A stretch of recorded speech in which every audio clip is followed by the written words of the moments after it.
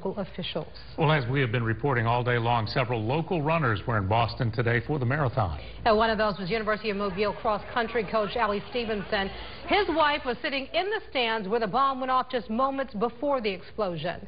Local 15's John Sanitas joins us now. John Stevenson is really a veteran marathoner racing all over the world. He says he noticed something a little different before today's race. Well, he did, Greg. He noticed a lot more security before the marathon, much more than he'd seen at any other marathon, including bomb-sniffing dogs, spotters on the roofs, and loudspeaker announcements saying it was just a training exercise. But city law enforcement officials have said there were no credible threats before the race.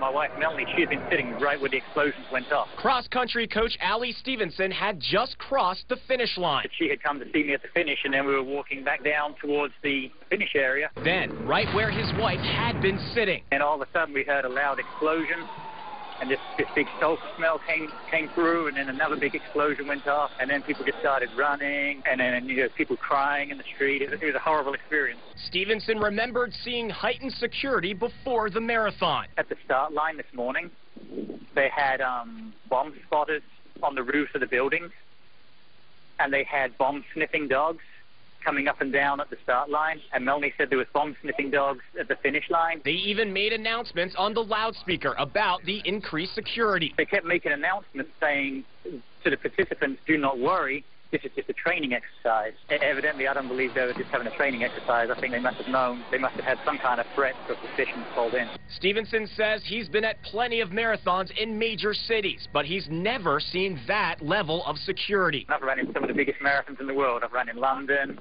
in the Washington, D.C. one, Chicago, and I've never seen anything like that before a marathon. Now, Stevenson tells me the fact that he finished the marathon when he did and his wife left her seat to meet him when she did, right before the explosions, is just plain miraculous. Greg and Ken. John, thanks. I talked with Pastor